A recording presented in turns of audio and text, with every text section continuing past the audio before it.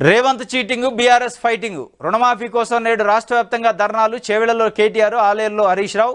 పాల్గొనవద్దంటూ రైతులకు పోలీసులు నోటీసులట. ఇట్లా తీసుకొని అట్లా పారేసిండ్రు. ఇక పారేశారు. రైతుల దగ్గర నుంచి దరఖాస్తులు తీసుకొని చెత్తపుట్లో పారైతే ఏరుకుంటాడు పాప రైతు పోయి. మళ్ళా మంత్రులు, ముఖ్యమంత్రి ఏం చెప్తున్నారు? ఆగం కావద్దు, ఆందోళన పడద్దు, టెన్షన్ పడద్దు, మేమైతే తీసుకొని చెత్తకుప్పలో పడేసినాం కానీ మీరు ఆగం కావద్దు అంటున్నాడు. మీ ఆఫీసర్లు తీసుకొని చెత్తకుప్పలో పడేస్తే ఏరుకుంటున్నారు రైతులు. ఇవ్వాలి పరిస్థితి. వాళ్ళు చేనులో పని చేసుకోవాల్సిన వాళ్ళు ఆఫీస్ చుట్టూ తిరిగి అమాయకంగా మీరు ఏం చెప్తున్నారని చూస్తున్నారు. మీరు ఆగం కావద్దని చల్లట కబురు చెప్తున్నారు. ఇలా బీఆర్ఎస్ పార్టీ మొత్తం రుణమాఫీ పైన ధర్నాలు చేస్తున్నాడు. దానికి సంబంధించి ఒక వార్త. ఉత్తమ్ సార్ చెప్పిండని లోను కట్టిన, అయితే ఈ రైతు పేరు కొల్లూరు శ్రీను, మహబూబాద్ జిల్లాలోని కే సముద్రం గ్రామం. 2 లక్షల కంటే ఎక్కువ ఉన్న రుణాన్ని చెల్లిస్తే మాఫీ అవుతుందని మంత్రి ఉత్తమ్ కుమార్ చెప్పడంతో పైన 48,000 బ్యాంకులో చెల్లించాడు. ఆ తర్వాత మేనేజర్ని అడిగితే ప్రభుత్వం నుంచి డబ్బులు రాలేదని చెప్పడంతో వీస్తుపోయాడు. వ్యవసాయ శాఖ అధికారిని అడిగితే ప్రభుత్వం నుంచి ఉత్తర్వులు రాలేదని చెప్పడంతో ఏం చేయాలో పాల్పోవడం లేదని ఆవేదన వ్యక్తం చేశారు.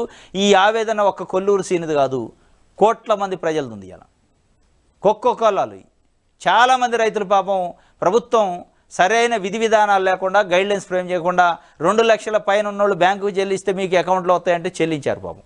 ఏనన్నా 48,000, 2 లక్షలు, 1,00,000, 3 లక్షలు చెల్లించడం ఉండరు. వాళ్ళకు రూపాయి రాలే.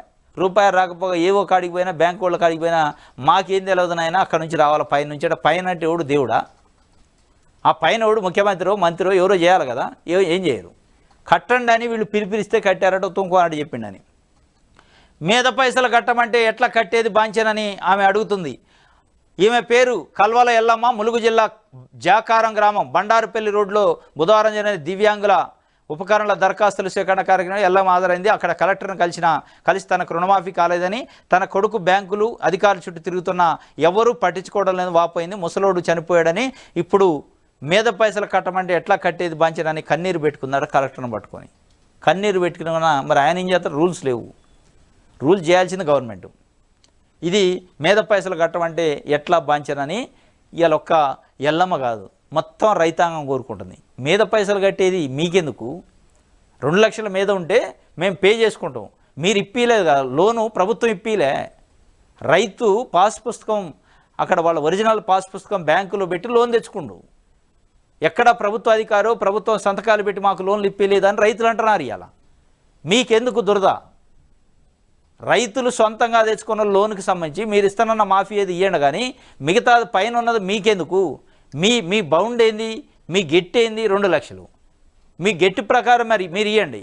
పైన ఉన్న లోను కానీ, లోన్ చెల్లించేది కానీ, లోన్ తీసుకునేది కానీ, లోన్ ఇప్పించేది కానీ మీరు కాదు కదా అని చెప్పి బాంచారని ఆమె అడుగుతుంది. పాపం ఇప్పటికైనా ప్రభుత్వానికి కనువింపు కావాలి. సీఎం ఇలాకా కాంగ్రెస్ నేత పరిస్థితి అట. కాంగ్రెస్ నేత అటైన పరిస్థితి 2 లక్షల రుణమాఫీ కాలేదు. కాంగ్రెస్కు మా ఉసురు తగులుద్ది అని ఇట్లా రైతులు ఎక్కడెక్కడ రోడ్ల మీదకి వచ్చి పాపం ఈయన అమాయకంగా పేపర్లు ఏరుకుంటున్నాడు. నా పేపర్ యాడుందని. నిజామాబాద్ జిల్లాట రుద్రూరులో రుణమాఫీ కాని రైతుల నుంచి తొలి మలి విడతలో స్వీకరించిన దరఖాస్తుల కార్యాలయంలో ఇలా విసిరిపరేశారట. దీంతో తమ దరఖాస్తు ఎత్తుకున్న రైతులు ఇది నోడల్ అధికారి ఈయన తీసుకొని అటు విసిరేస్తాడు.